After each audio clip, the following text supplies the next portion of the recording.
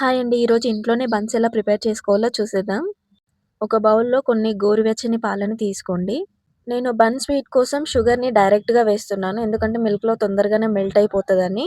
లేదంటే మీరు షుగర్‌ని మిక్సీ పట్టేసుకొని ఆ షుగర్ పౌడర్‌ని యాడ్ చేసుకుంటే సరిపోతుంది.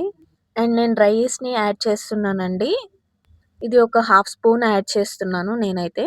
ఈ డ్రై ఈస్ట్ వల్ల మనకి బన్స్ అనేవి చాలా బాగా పొంగుతాయన్నమాట.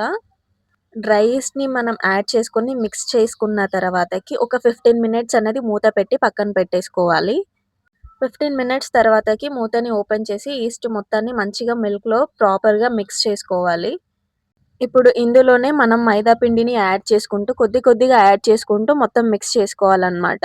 మనం ఆ వాటర్‌ని యాడ్ చేయకుండా మనం మైదా పిండిని కలుపుతాము. సో, దీంట్లోనే ఈ ఎగ్జిస్టింగ్ పాలలోనే మనం మైదా పిండిని కొద్ది కొద్దిగా వేస్తూ మొత్తం మంచిగా మిక్స్ చేసుకోవాలి.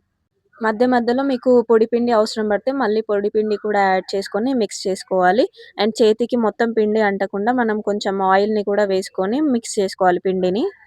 ఇలా పిండిని కలుపుకున్న తర్వాతకి ఒక 20 మినిట్స్ మూత పెట్టి పక్కన పెట్టుకోవాలి. తర్వాత 20 మినిట్స్ తర్వాతకి చూస్తే మనకు పిండి మొత్తం ఇలా పొంగుతుంది చూసారా? ఇప్పుడు ఇందులో కొద్ది పిండిని మనకిష్టం వచ్చిన షేప్‌లో ప్రిపేర్ చేసి పెట్టుకోవాలి.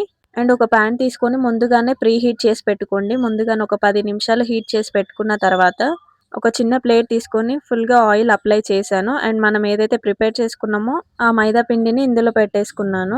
బన్ పర్ఫెక్ట్‌గా కుక్ అవ్వాలంటే సిమ్‌లోనే ఉండాలి ఖచ్చితంగా. హై ఫ్లేమ్‌లో అస్సలు ఉండొద్దు. ఒక 30 మినిట్స్ తర్వాతకి మనకి ఇలా మంచిగా బన్ ప్రిపేర్ అవుతుందనమాట.